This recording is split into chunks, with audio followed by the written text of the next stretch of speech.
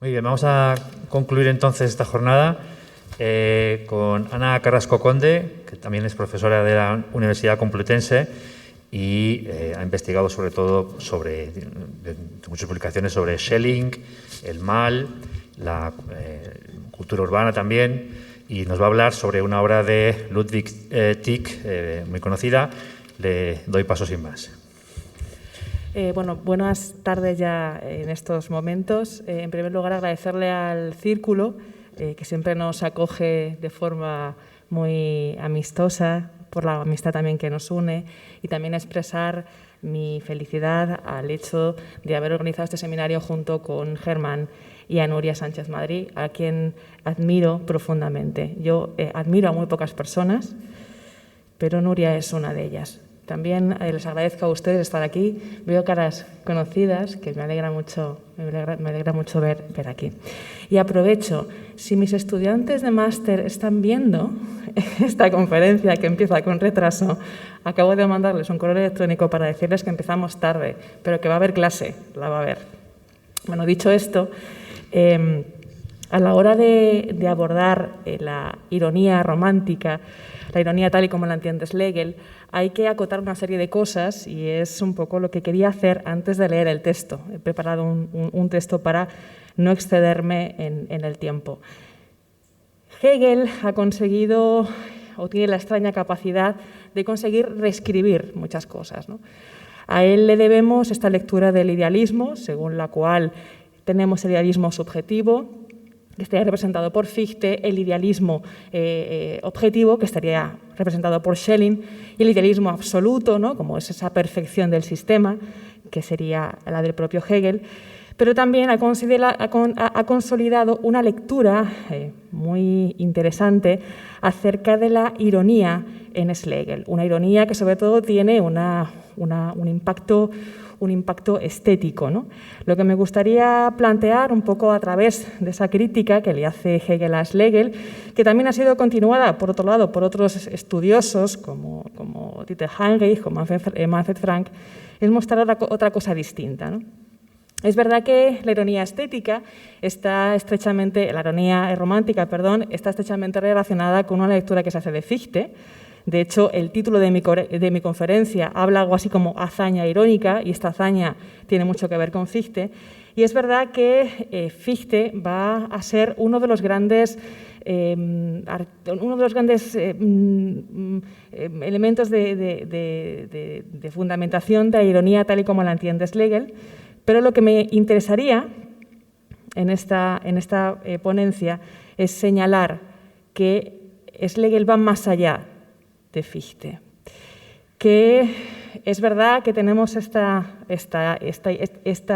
estructura en torno al yo y a la subjetividad fichteana, con dos conceptos clave, Zurückgehende Tätigkeit, la actividad que regresa a sí mismo, y la Tathandlung, la acción de hecho, acción originaria, o acción arcaica, si entendemos arcaica como arge, como principio vertebrador, pero que, sin embargo, Schlegel sí supone una amenaza para Hegel, como ya se ha mencionado en esta aula, en este seminario, es porque en realidad propone otro sistema filosófico.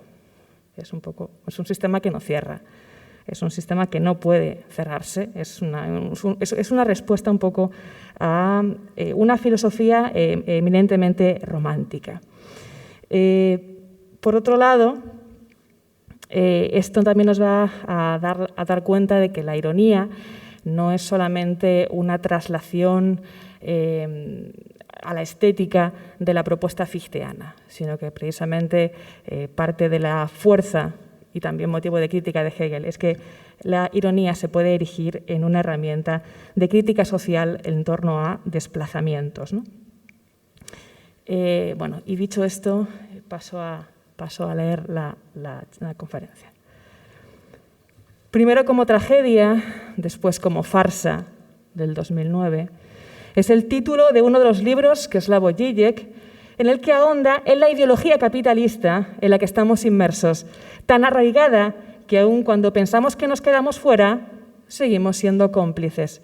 La formulación del título hace referencia a Marx, que a su vez en el 18 Brumario de Luis Bonaparte parafrasea a Hegel. Cito: Hegel dice en alguna parte que todos los grandes hechos y personajes de la historia universal aparecen como si dijéramos dos veces, pero se olvidó agregar una vez como tragedia, otra como farsa. Fin de cita. De ahí que el núcleo del libro de Žižek esté asociado con la crisis económica del 2008. La idea de Hegel, a la que alude Marx y recupera Žižek sobre la repetición de la historia, necesita de un motor que no es otro que el movimiento dialéctico. Parece que creemos estar fuera cuando en realidad estamos atrapados en la ilusión de la fuera, generada por el propio sistema. De ese modo, la farsa es doble, porque donde parece que hemos avanzado, estamos en realidad un giro más interior, un giro más, hundidos en arenas movedizas, ¿no? Es un giro mucho más hundidos de lo que podemos imaginar. Como leemos, en Primero como tragedia, y cito: hoy en día nosotros solo imaginamos que no creemos realmente en nuestra ideología. A pesar de esta distancia imaginaria, continuamos practicándola. Nosotros creemos, no menos, sino mucho más de lo que imaginamos que creemos. Fin de cita. La historia es de este modo una repetición malograda en la que, como vuelve a parafrasear Žižek, recordando esta vez a Marcus, la farsa es más terrorífica que la tragedia original. Parece difícil salir de este bucle de repetición del interior del Capital, por recordar la formulación y el título de Sloterdijk. Si se lleva a cabo un dislocamiento de ciertas estructuras, como aquella que Ludwig Tieck, que alguno de ustedes conocerá y otros no, pero que es el rey del romanticismo, aplica en sus obras a través de la puesta en práctica de la ironía romántica, que no es otra cosa, por recordar ahora mismo a Friedrich Schlegel, que parábasis permanente, es decir, interrupción de la obra representada e irrupción de un discurso mediante el desplazamiento en el registro teórico donde todos los roles quedan puestos fuera de sí mismos, algo que es característico de los recursos empleados por Tieck. El salirse de la obra o el salirse del personaje, aunque, y esto es meramente tickeano, el personaje habla de sí mismo como personaje, el cual tiene conocimiento del condicionamiento dramático de su propia existencia. Por su autoconciencia se vuelve tan objetivable como el escindido yo del romanticismo temprano. Y así, de pronto, los actores cambian de obra, de rol o hablan al patio de butacas. De entre las obras de Tieck destaca El gato con botas, de 1797, que es una adaptación de un cuento recogido por Charles Perrault en Histoire ou conte d'un passé, de 1697, en la que el auditorio se ve reflejado incómodamente en una representación en la que el público ficticio, el molinero, el cerrajero, el pescadero, cree haber salido de la minoría de edad y de la superstición gracias a la ilustración. Ahora bien, ¿y si sucede, como sostiene Žižek? ¿Y si ellos creen mucho más de lo que imaginan que creen? ¿Y si es posible que nos den gato por liebre? El comienzo de la representación del calzado gato representa una discusión acerca de si es posible que un gato real sea un personaje de la obra y además central, o si están frente a un cuento infantil que pueden juzgar desde el buen gusto del que ha recibido una adecuada formación. Cito, dice el pescadero: de veras que me pica la curiosidad. Oiga, señor molinero, ¿qué opina usted de la obra de hoy? ¿Acaso la conoce? Y dice el molinero: ni por asomo. Extravagante título sí que tiene, El gato con botas. Espero que no hayan tenido la ocurrencia de poner en escena una tontería para niños. Y dice el cerrajero: un cuento infantil, pero por amor de Dios, ¿acaso somos niños para que nos vengan con tales cosas? Capaces son de sacar a escena un gato de carne y hueso. Y dice el pescadero: gracias a la ilustración que nos ha traído las oportunas luces, hemos superado ya tantas ñerías y supersticiones. Fin de cita. ¿Cómo se vería realmente nuestra época desde la perspectiva de la ironía romántica? ¿Qué no vemos en nuestro creer saber? ¿Y hasta qué punto solo tenemos fragmentos, roles y estereotipos asignados? ¿Somos capaces de salir de nuestro papel? ¿Somos capaces de ser capaces del condicionamiento social que nosotros mismos tenemos? ¿Podemos hacer el tiqueano? Voy a estructurar mi ponencia en 3 partes. La primera es la hazaña irónica, la segunda, la hazaña del gato con botas y la tercera, el zarpazo irónico. El propósito de la ironía romántica, y paso a la primera parte, no es otro que quebrar el discurso para ver lo aparente de una apariencia que si no se tiene por tal, aunque la verdad de suyo se hurte, aunque la verdad de suyo se hurte, como si no tuviésemos más remedio que ver lo que, por grotesco y burlesco, por ser llevado a la deformación, nos parecería cosa de risa, si no fuera por la seriedad que entraña, un retrato de nosotros mismos. No sé si ustedes utilizan la fórmula de reír por no llorar. No es una mera usurpación de un término por otro, sino el cuestionamiento constante y dinámico de todo término utilizado. Un llevar al extremo, por tanto, que supone un rizar el rizo para hacer ver que hace tiempo ya estaba rizado. A diferencia de la ironía socrática, que busca la verdad, propia de un tiempo que ya ni está, ni se le espera, el de Grecia, quizá habría que entender la propuesta de Schlegel como una forma de la ironía de los modernos, que no solo creen que no saben, sino que por recuperar a Zizek creen que el saber nos ha inmunizado contra la ingenuidad infantil, cuando en realidad estamos presos de una tela de araña, la apariencia de un saber que algo o alguien debería rasgar o arañar, un gato, por ejemplo, aunque en realidad siga sin haber nada debajo, solo es signo, como decía antes Nuria. La ironía genera tal juego de reflexiones, duelos y quebrantos, de hombres que sueñan lo que son, aunque ninguno lo entiende, de sueños en noches de verano, que todo queda dislocado para mostrar no la verdad con mayúsculas, sino bordes que anuncian como indicios la ficción que hemos creído como cierta al ser encarada a cierta ficción que nos refleja. Se trataría entonces de un término que a mí me gusta mucho, de dislocar, de luxar a través de la ironía. La ironía es por ello un juego de reflexión que se caracteriza, como señala Domingo Hernández, ya citado en la conferencia anterior, por ser la forma de lo paradójico, por implicar la conciencia de la agilidad eterna y el caos, por una parábasis permanente, por verse impelida al infinito y además, sigo a Schlegel ahora, por ser la patria de la filosofía, al poner de manifiesto la problematicidad de lo que creemos como cierto al enfrentarnos a la autolimitación. Para entender estas características no hay que perder de vista la influencia de Fichte en el denominado Círculo de Jena, of Romantik, al que pertenece Tieck, porque precisamente lo que toma Schlegel es el movimiento mismo que Fichte introduce en la rígida propuesta de Kant. El yo es actividad libre, pero no una actividad libre cualquiera, sino una actividad que vuelve o regresa a sí misma cuando se topa con algo que no coincide con esta actividad que le constituye y que, por tanto, alumbra en el mismo movimiento la conciencia del yo, entendido como actividad, yo soy este que actúa, y de lo que no es el yo, dado que se contrapone a esa misma actividad, que es el no yo, algo me para, me frena, que no soy yo. Entonces dejo para otro momento la idea schillingiana del no yo que está dentro del propio yo. Fichte denominará a esta actividad zurückgehende Tätigkeit. Recuérdese el parágrafo 4 de la doctrina de la ciencia, según el cual, y cito, todo lo que el idealista exige es únicamente doch nur, una representación de mi actividad retornante, ¿no? O que retorna a mí. Fin de cita. Que dibuja la forma de una circularidad reflexiva de la conciencia.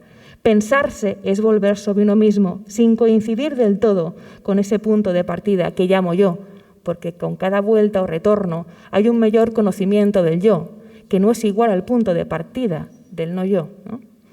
Y también un mayor conocimiento del proceso. Hay conciencia, como bien señala con agudeza Hölderlin en Urteil und Sein, de 1795, porque hay una fisura de la subjetividad que implica una falta de concordancia radical. Cito, ¿cómo puedo decir yo sin conciencia de mí mismo? Pero ¿cómo es posible la conciencia de mí mismo? Es posible porque yo me pongo enfrente, frente a mí mismo, me separo de mí mismo y pese a esta separación, en lo puesto enfrente, me reconozco como lo mismo. Fin de cita. Está esa fisura ya de partida, ¿no? Esa disonancia, esa falta de concordancia que estamos continuamente tratando de obturar.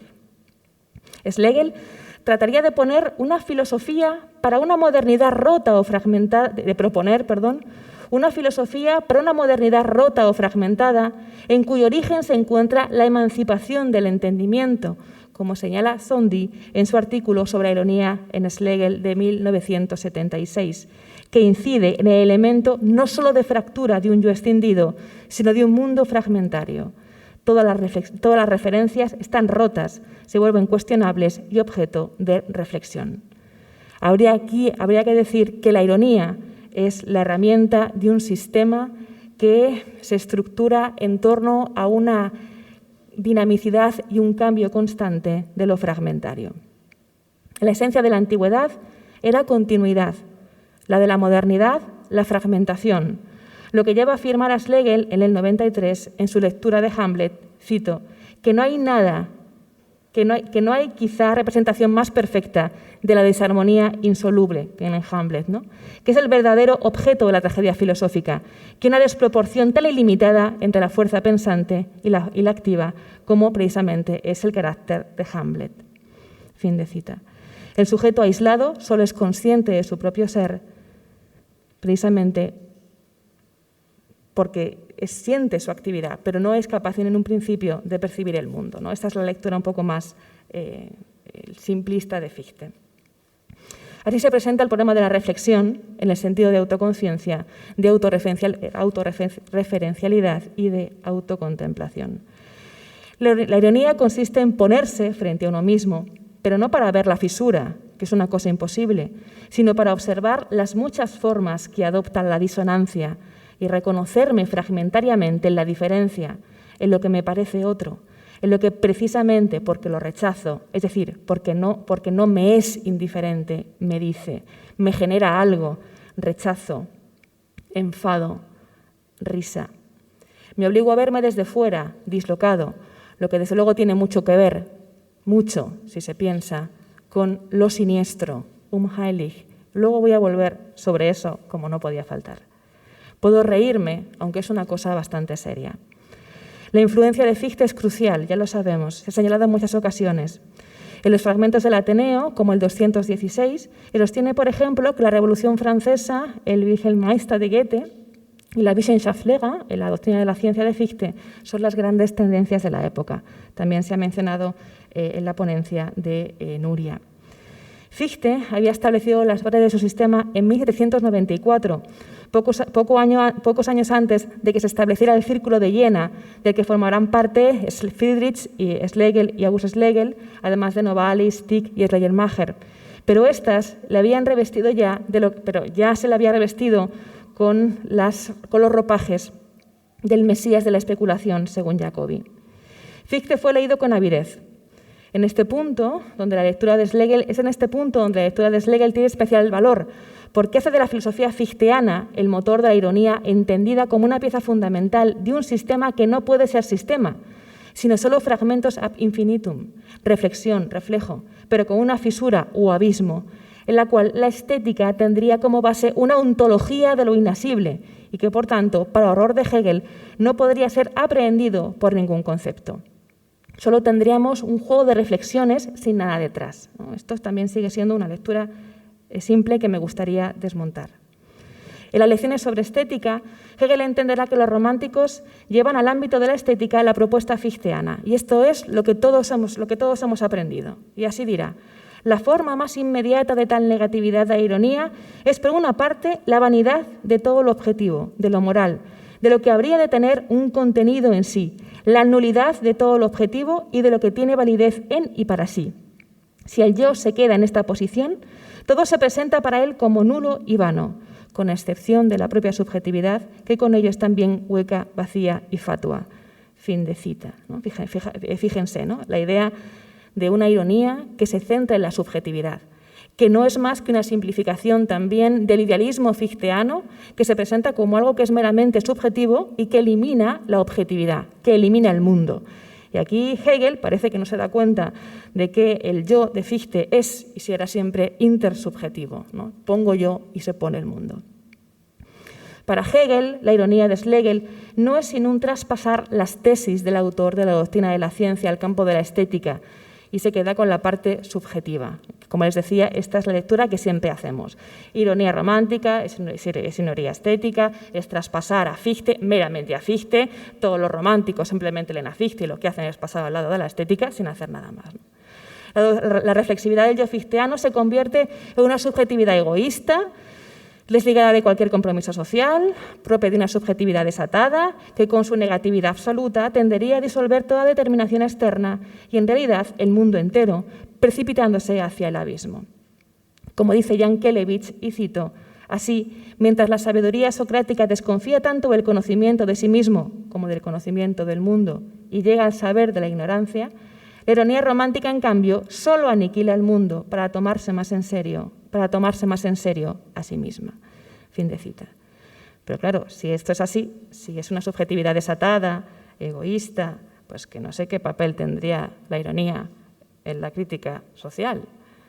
Tampoco sé exactamente, dado que se desmonta con tanta facilidad, por qué Hegel perdería tanto los nervios por algo así. Yo solo pierdo los nervios cuando una cosa me afecta y creo que puede atacar de alguna forma a la propuesta que estoy haciendo. Si es algo que es algo tan simple, tan evidente, como algo que se deshace en su propia subjetividad, ¿qué sentido tendría este enfado, este encono de Hegel? Se ha preguntado qué hizo que Hegel reaccionara con tanta contundencia ante la ironía romántica. Una de las respuestas es, y les invito a todos a que comprueben cualquier manual, que se encontraba una crítica a Fichte. Pero tal vez hay algo más en juego. La ironía no es un mero recurso retórico, ni se agota en una traslación de los principios fichteanos a la estética, como entendió Hegel y otros estudiosos después, como la línea fuerte que señalaba antes de Dieter Heinrich y Manfred Frank, sino que tiene una función filosófica que el propio Schlegel remarca, y aunque supone efectivamente una apropiación de Fichte y una traslación al ámbito de la estética, que no se niega, va bastante más allá. La hazaña de la ironía romántica consiste en establecerse como alternativa y como una superación a la filosofía de Fichte, que acepta aquella fisura o disonancia y le permite colocarse en el lugar del primer principio, sin ser un principio en sí misma, para expresar poética y críticamente la naturaleza perdida de la modernidad. Por eso les decía que la ironía es la herramienta dinámica de la construcción de un sistema que no puede cerrarse, que cambia continuamente, que muta, que es calidoscópico, basado en la fragmentación. La ironía opta por el medio como lugar de conflicto, como lugar de intercambio de papeles. El fragmento 46 del Ateneo es clave cuando sostiene, por ejemplo, en primer lugar, que la patria de la filosofía es la ironía. Atención, cuando no se puede filosofar sistemáticamente. Que la filosofía ha de trabajar junto con la poesía en una especie de sin filosofía o sin poesía, el fragmento 125. O también que una idea, y cito, es un concepto consumado hasta la ironía, una síntesis absoluta de antítesis absolutas, el cambio de dos ideas en pugna que se engendra constantemente a sí mismo. Repito esta cita porque tiene mucho que ver con Hegel.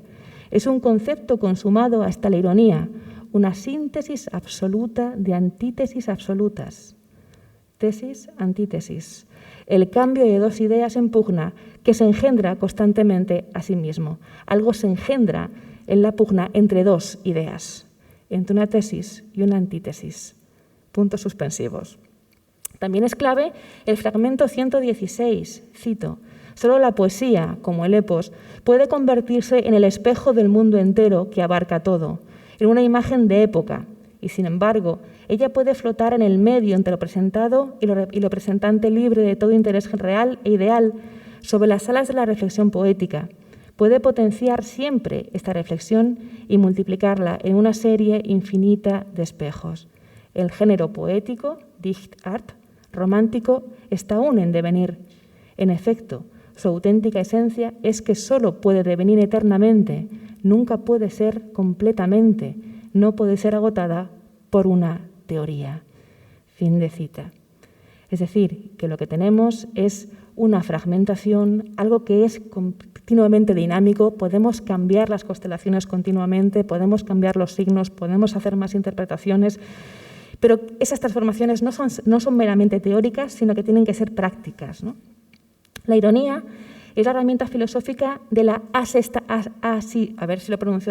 asistematicidad de lo fragmentario, que es nuestra condición moderna, que acepta la imposibilidad de que haya un principio al que podamos llegar, una clave de bóveda o un cierre, que no hay autoconciencia que pueda cerrarse sobre sí misma, reconocerse y reconciliarse en su condición.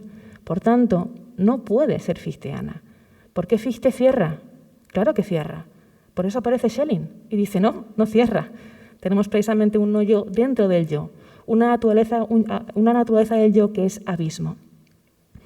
El propio Zizek, en Menos que nada, describe la propuesta de Schlegel, de Friedrich, precisamente como un constante desbaratamiento de toda armonía sustancial. Nos parece que hay una armonía, construimos y nos esforzamos porque hay armonía, pero lo interesante es ver que todos son conjunciones, una especie de mecano, una especie de construcción completamente arbitraria que podemos ir cambiando.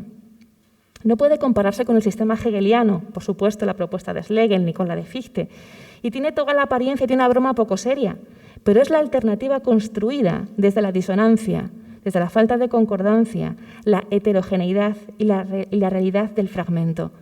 Ya no habrá uno con todo, pero tampoco puede haber un todo articulado de forma coherente, solo movilidad de lo fragmentario.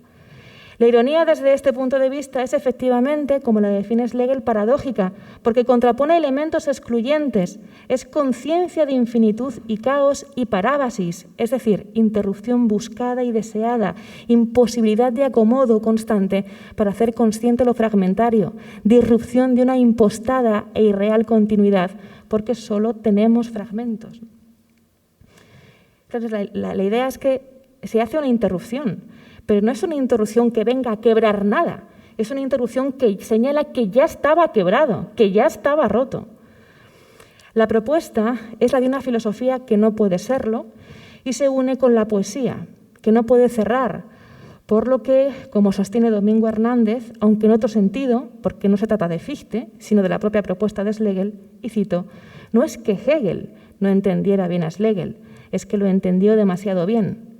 La ironía es una especie de dialéctica, atención, es que es maravilloso, es una especie de dialéctica negativa romántica que impide a Hegel la posibilidad de toda conclusión. Fin de cita. O sea, la idea es que la propuesta de la ironía romántica de Schlegel es una alternativa a Hegel, pero es una alternativa que no supone una continuación de Fichte, sino otra cosa distinta, ¿no? Efectivamente, es una apuesta por la disolución y la alternancia, pero no solo teórica. También tuvo una aplicación práctica en la obra de Tieck, que es considerado por muchos un antecedente de Bertolt Brecht, en torno precisamente a dos elementos, ¿no? La disolución de los límites y el distanciamiento. En el fragmento 307 del Ateneo, Schlegel hará mención a la obra El gato con botas, precisamente para resaltar estos efectos de la ironía. Cito, cuando declaro mi antipatía por el género de los gatos, excluyo El gato con botas de Peter Leverrecht. Leverrecht es el seudónimo que utiliza Tieck. Tiene garras y quien fue arañado por él grita justamente en contra de él. A otros, sin embargo, los puede entretener como cuando pasa por los tejados del arte dramático. Fin de cita. Es una broma, pero hay que tomársela bastante en serio. Paso a la segunda parte, la hazaña ya no de la ironía, sino del gato con botas. Tieck firmó con este seudónimo, Leverrecht, como decía antes, tanto El gato con botas, de 1797, como otra obra, El mundo al revés. Me interesa que se queden también con este título, El mundo al revés, del 97 también, o 98, que forma parte, junto con El príncipe Cervino, de 1799, de una trilogía. En estas obras se ejecuta en la escena teatral la propuesta teórica de Friedrich Schlegel, Y en el caso de Gato con botas, lo hace escribiendo el libreto en apenas un par de noches. En 1797, Tieck había entrado en contacto estrecho con los Schlegel, con los que se carteaba a menudo, y pronto, de hecho, lo reconocieron de un autor de la talla del mismísimo Goethe, lo que le valió ser considerado como uno de los escritores representativos del primer romanticismo. Como hiciera previamente con un cuento que a mí me gusta mucho, Barba Azul, Tieck hizo de un cuento de niños, una obra de teatro en la que representaba una radiografía del poder. Barba Azul, por cierto, se convierte en Tieck en algo bastante siniestro, ¿no? Y dejo también lo siniestro para algo que voy a decir después. En el cuento recogido Paul Perrault, del Gato con botas, tras la muerte de su padre, 3 hermanos heredan y reparten unas pocas pertenencias. El mayor se queda con un molino, el mediano con un asno y el pequeño con un gato. Sin saber qué hacer con su gatuna herencia, el hermano menor decide comérselo y hacer una vestimenta con su pelaje, ante lo que el gato le responde, habla, diciéndole que puede ayudarle a prosperar si le calza unas buenas botas. Y así el hijo menor del molinero le da unas botas, llama a un zapatero para que le haga unas botas, no zapatos, botas, que dan aún más señorío. Y gracias al ingenio del gato se convierte este hijo del molinero en el marqués de Carabás, hasta acabar contrayendo matrimonio con la hija del rey. El cuento introduce de este modo la posibilidad de lo fantástico en las clases marginales, porque con suerte e ingenio prosperar es posible. Érase una vez se pudo prosperar. Tieck lo convierte en una obra satírica que, lejos de hacer suspirar a niños en la cama, revuelve a los espectadores en el patio de butacas, porque en escena aparecen conductas excluidas de lo social o modos imperceptibles que no pueden o no quieren verse. Lo que es encarado por los espectadores con sorpresa. Quienes han sido arañados gritan, aunque no sepan muy bien por qué, ¿no? Están descolocados literalmente. Y así empieza la obra, con un prólogo, cito: la escena se desarrolla en el patio de butacas. Les recuerdo que estamos en 1797, ¿vale? No estamos en el siglo XX. La escena se desarrolla en el patio de butacas. Las luces están encendidas y los músicos preparados. El teatro está lleno. La gente cuchichea entre sí mientras otros van llegando. En butacas, el pescadero, el molinero, el cerrajero y el molinero. Fin de cita. La estructura escénica de las comedias de Tieck viene determinada por el empleo de una serie de recursos dramáticos utilizados exclusivamente para distorsionar el efecto de apariencia de realidad pactada en el escenario, que es además principio fundamental en el que Tieck introduce la ironía a nivel formal y donde quien entra en la sala puede comprobar si ha salido o no de la minoría de edad, que hablábamos al principio de mi intervención. Otro prólogo del Príncipe Cervino dice: ¿quién sabe lo que nos espera aquí dentro, ¿no? Tieck introduce todo un juego de espejos, una puesta en escena dentro de la propia escena teatral, en la que los espectadores verán, no sin disgusto, una imagen de ellos mismos, como si pudieran reflejarse en su patetismo. Se escucha por parte del falso público ante la presencia precisamente del público real, que estaría pensando eso mismo. ¿Pero cómo van a vestir al gato?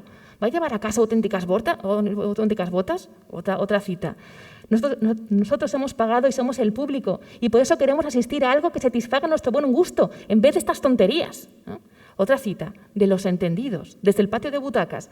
¿Que el gato habla? ¿Pero qué va a ser esto? Dice el pescadero: renuncio a dar esta ficción siquiera un asumo de racionalidad. Fin de cita. Cuando una escena romántica que no tiene nada que ver con la obra se representa, pero nada que ver con el argumento, de repente el falso público, diciendo en voz alta lo que seguramente piense el verdadero público, dice: ¡ay! ¿Os dais cuenta de que esto se va convirtiendo en un conmovedor cuadro de familia? El campesino es pobre y está sin dinero. Llevado de su extrema necesidad, tendrá que vender a su fiel animal doméstico a cualquier damisela de buen corazón, y de este modo al final obtendrá su felicidad. Quizá esto no sea más que una imitación del Papagayo de Kotzebue, que era uno de los grandes autores literarios, bastante malo en esa época. Donde era un pájaro, aquí se pone un gato, y la obra discurre por sus cauces. Fin de cita. Y sin embargo, la obra no ha hecho más que comenzar. El gato pondrá, setzen, y este es un verbo fichteano, a cada uno en su lugar, dislocándole, sacando a los personajes, pero también sacando al público. Se abre el telón y lo que encontramos es la disolución de todos los límites. La acción no está enmarcada y delimitada por una representación que tiene lugar en el escenario frente a una cuarta pared que la juzga desde fuera, sino que disueltos los límites se recogen las opiniones del público ficticio, sus dudas, sus preguntas, sus comentarios. Se incluyen citas y referencias a la literatura del momento, antes Kotzebue, pero también Shakespeare o Schiller. Yo hablaba antes, al principio de mi intervención, de Duelos y Quebrantos, hablaba, por tanto, de Cervantes, del Quijote, pero también hablaba del Sueño de una noche de verano, que es Shakespeare. Las escenas pasan del patio de butacas al escenario y de este a los bastidores. Los personajes cambian de función. El rey se asombra de que de un príncipe extranjero, hable en alemán como un nativo. Cito, rey, pero decidme una cosa más. ¿Cómo es posible que habléis de manera tan fluida nuestro idioma, viviendo tan lejos? Y dice Natán, el príncipe, silencio. El rey, ¿cómo? Y dice Natán, el príncipe, silencio, silencio. El rey, no entiendo nada. El príncipe, en voz baja al rey, a ver si se calla usted de una vez, que el público de ahí abajo va a darse cuenta de que esto es algo poco natural. Dice el rey, no importa, antes han aplaudido, así que puedo permitirme algunas licencias. Y dice Nataniel, verá usted, la cosa está hecha de modo que yo hable su idioma, porque de otro modo todo resultaría incomprensible. Fin de cita. Como cuando nos ponemos a ver una película doblada y decimos, anda, qué bien habla castellano Bruce Willis. Tich empleó parábasis e interrupciones permanentes, cortes imprevistos, fragmentos de otras obras que aparentemente se improvisan para dar tiempo mientras se resuelven problemas en la puesta en escena. Los actores hablan con el público, El rey declama fragmentos de Hamlet, ser o no ser. El personaje principal, el hijo menor, mete prisa al gato para que aumente su fortuna cuanto antes porque queda media hora para que la representación se termine. Pero qué locura es esta, 1797. Los deseos del autor y director ficticio entran en conflicto con el racionalismo de una concepción poética basada en el buen gusto, del que todos los espectadores son especialistas y que como tales nunca ven satisfechas sus aspiraciones literarias. Todo el mundo tiene opinión, todo el mundo puede juzgar, todo el mundo se considera entonces adalid del buen gusto. El público se queja y el autor aparece en escena y dice el autor, lo que yo quería mediante humoradas, en caso de que me salgan bien, y de manera amena, era entretenerles con auténticas farsas, dado que las obras raramente nos dan la oportunidad de reír. Fin de cita. Pero hay poca farsa y lo que aparece como comedia después se repite como golpe de realidad que hace levantar el telón del artificio burgués. El gato araña, y esta es su propia hazaña. Hazaña es lo que ejecuta el Quijote, y cito, yo soy aquel para quien están guardados los peligros, las grandes hazañas y los valerosos hechos. Es una cita de Cervantes. Menciono el Quijote y menciono la hazaña y menciono a Cervantes porque fue Tich quien tradujo esta obra al castellano, animado por los hermanos Schlegel, y fue precisamente a través de ellos como Tich llega a Fichte. Esta lectura atenta de Fichte le llevó a traducir la palabra hazaña por Tathandlung, uno de los grandes conceptos de la propuesta fichteana. La anterior cita del Quijote es traducida del siguiente modo por Tich. Ich bin es, den Gefahren, große Tathandlungen, mächtiges Unterfangen aufbewahrt sind. Hay otra traducción, muy conocida en la época, más clasicista, la de Dietrich Wilhelm Soltau, que no vierte hazaña por Tathandlung, sino por Unternehmen o por Tat, empresa, audaz o eso respectivamente. Y esto es importante. La elección del término Tathandlung para traducir hazaña no es azarosa. Tich estaba interpretando el Quijote según la recepción romántica de Fichte. No deja de ser curioso en este punto cómo el rey del romanticismo hizo suyos planteamientos del Titán de Jena, según el apelativo que le dio de forma no muy inocente Jean-Paul Richter a Fichte. ¿Cómo vamos de hora? Vamos un poco justos. Bueno, lo importante es que La acción de hecho suponía la posición del yo, según Fichte, ¿no? Era la manera de ser consciente. De ahí las traducciones como acción de hecho, acción originaria, como mencionaba antes, ¿no? La hazaña irónica del gato con botas, Sultanhandlung, es hacernos conscientes de un ponerse constante, de un ir y venir, del que el principio es en realidad el medio mismo, y de poner frente a los ojos de los espectadores, para que sean conscientes, sus propias contradicciones. El que debía servir, el gato, de repente manda. Las convenciones de la obra que damos por entendidas también quedan puestas de manifiesto, se pone todo de manifiesto. Pero también las de la realidad de fuera, las convenciones sociales que abrazamos sin pensar en ellas. Estas se resquebrajan y saltan por los aires. Lo que supone la autorreferencialidad de una obra, en realidad habla de la propia ficción y de la impostura de la realidad. La obra de teatro, de repente, es un espejo deformador, deformador de la realidad que está enseñando algo, en una especie de dialéctica negativa. El público se va desengañando porque quiere ver una obra de teatro y han sido dislocados, conscientes de sí mismos, como si de pronto la ficción teatral diera cuenta de la ficción de la realidad en sí misma, como si se tratara del mundo al revés. La farsa es, sin duda, la del ruido que camufla la disonancia de la conciencia, la falta de concordancia de la conciencia consigo misma, pero también con la naturaleza y con lo que llamamos realidad, deformada por la propia conciencia y por las convenciones sociales.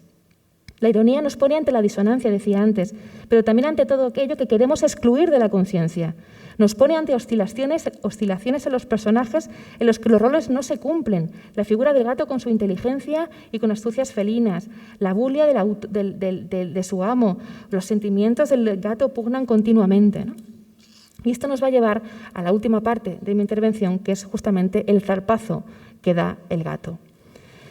Con el zarpazo irónico del gato se va a mostrar cuánto de liebre hay en el gato, pero también qué hay de gato en la liebre. La ironía empleada aquí por Tieck hace que no que un antónimo usurpe el lugar del término correspondiente para ridiculizarlo, sino que también este mismo término usurpador se convierte en una especie de fantasma platónico, la copia que aparenta parecerse sin parecerse realmente, para ser ridiculizado de nuevo y mostrar que solo podemos vivir en la oscilación, en el medio, sin principio y sin final, ensamblando las distintas realidades en las combinaciones de lo fragmentario.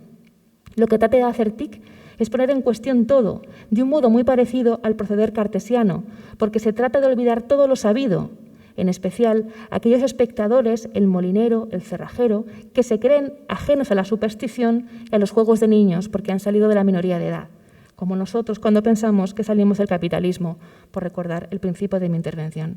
Así termina El gato con botas, dice el autor. Ustedes tendrían que dejar a un lado por 2 horas toda la instrucción que han recibido. Y le dice el pescadero, ¿y eso cómo se hace?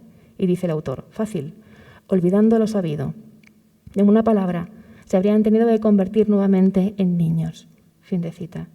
Y eso, volver a la infancia, como ser ingenuos, como volver a Grecia, ya no es posible. La ironía, así concebida, asiste al proceso de autodisolución y autodescomposición de la realidad ordinaria en torno a una circularidad y confusión continuas que se asemeja al Zurückgehen fichteano, en la que el punto de partida es inaccesible. De este modo, la representación, como las reflexiones sucesivas del yo fichteano, no pueden sino acabar en un teatro de espejos, en las 1000 capas de una muñeca rusa. Cito de El mundo al revés, de Verkehrte Welt, siempre hay una obra dentro de una obra. Fin de cita. En esa misma línea, en el Phantasus, la colección de cuentos, narraciones y obras teatrales seleccionadas por el propio Tieck, Tieck mencionará el movimiento circular, Cirkellinie, de la conciencia, que no conduce a nada salvo de vuelta a sí misma. Pero en esta vuelta hay algo siniestro, como señalaba antes en 2 ocasiones, en el sentido con el que Freud lo emplea en 1919. Para redactar lo siniestro, Freud consulta varios diccionarios, como el diccionario de la lengua alemana de Sanders de 1860. Hay menciones expresas a autores románticos como Novalis, Tieck o Schlegel, y de forma destacable una entrada que resume parcialmente una reflexión del filósofo Schelling. Y la voy a mencionar porque Tieck, aunque es verdad que parte, en principio, de una influencia fichteana que se aparta de Fichte, precisamente por esta lectura que hemos hecho de la ironía en Schlegel, al final de su parte juvenil, en sus cuentos, se ocupa más de una línea más schellingiana. Recordarles que Tieck es amigo íntimo de Henrik Stephens y de Ritter, que son dos conocidos Naturphilosophen. La cita que recupera Freud de Schelling es la siguiente.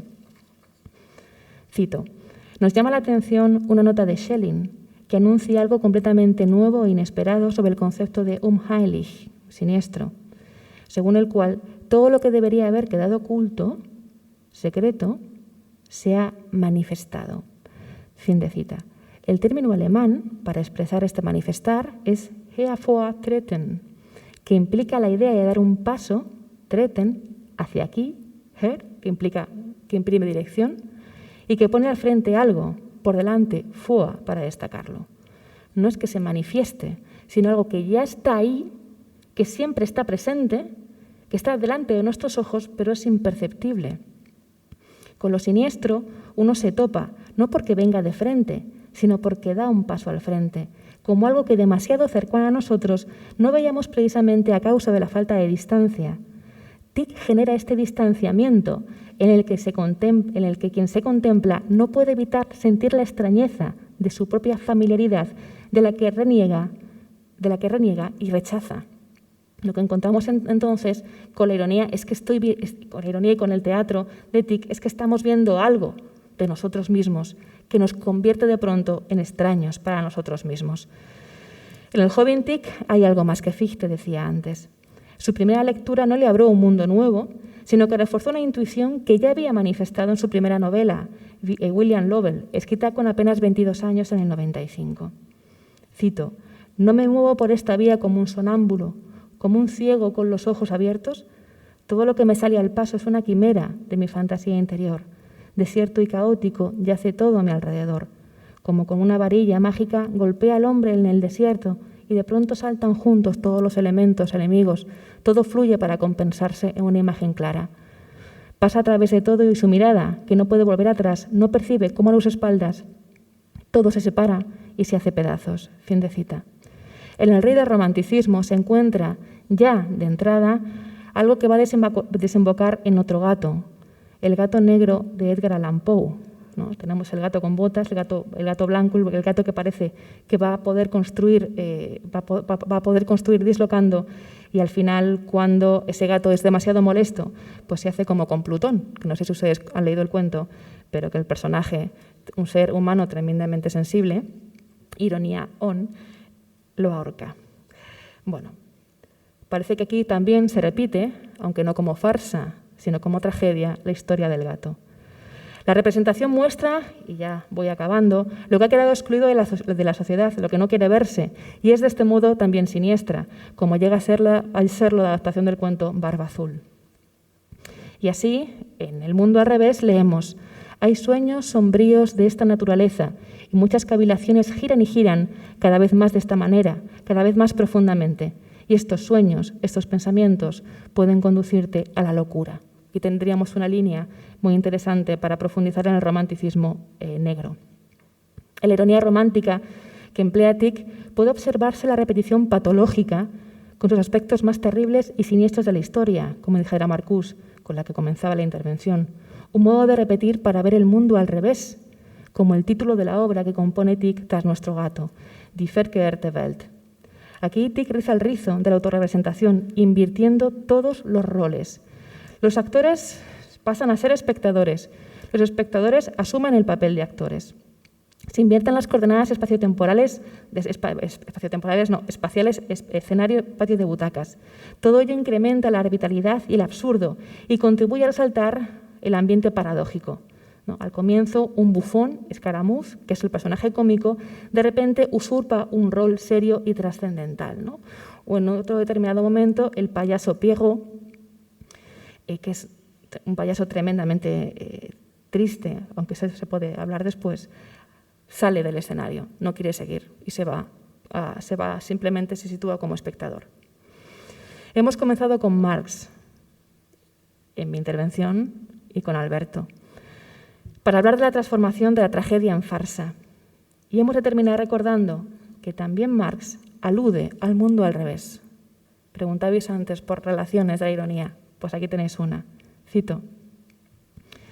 Es el capítulo tercero, estoy leyendo del Capital.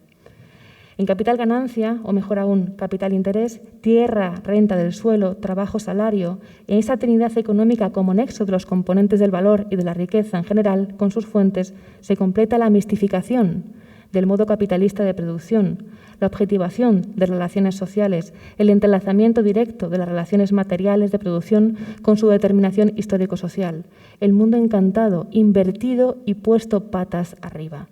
Die verzauberte, verkehrte und auf dem Kopf gestellte Welt, donde Monsieur le Capital y Madame la Terre merodean espectralmente como caracteres sociales y al mismo tiempo directamente como simples cosas.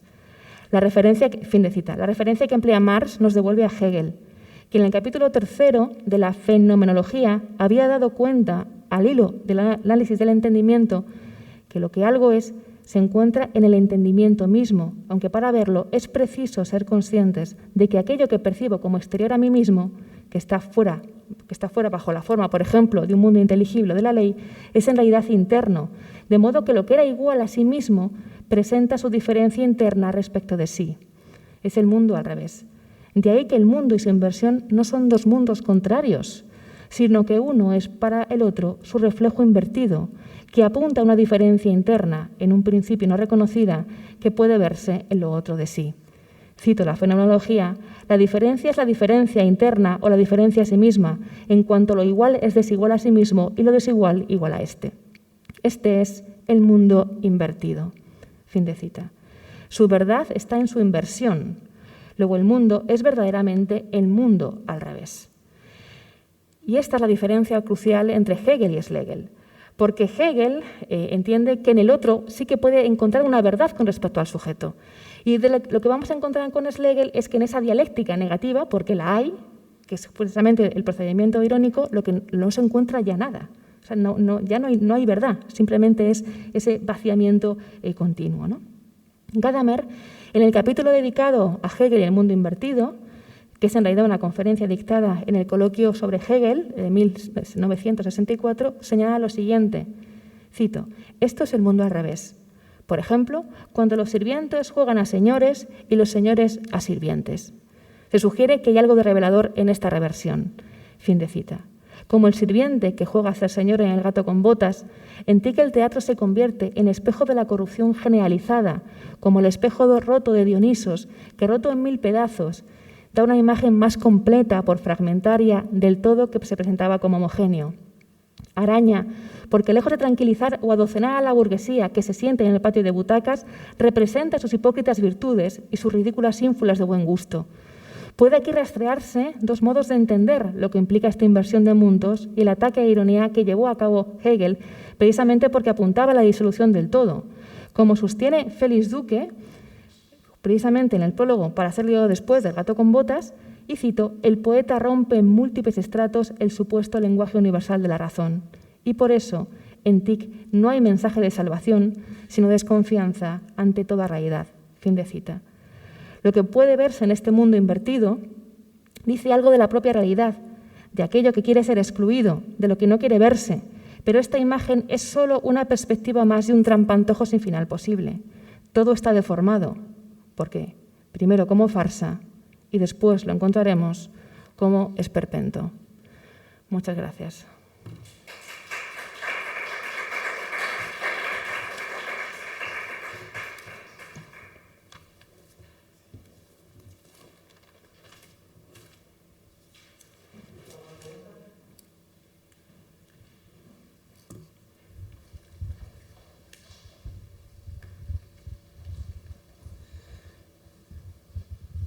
¿Alguna cuestión?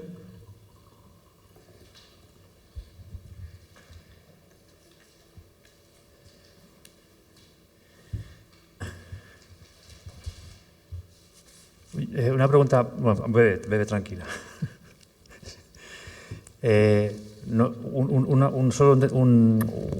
Una nimiedad. Cuando has citado a Marx citando a Tieck, era El Capital, ¿verdad? Sí. Sí. Y entonces hablabas de Die verkehrte Welt. Marx se refiere al mundo al revés. Es una referencia a Hegel, sí, de la fenomenología, y Hegel, cuando utiliza la referencia al mundo al revés, está citando a Tieck. Pero o sea, Hegel cita a Tieck, pero Marx no cita directamente a Tieck, digamos, ¿no? Vale, solamente era eso.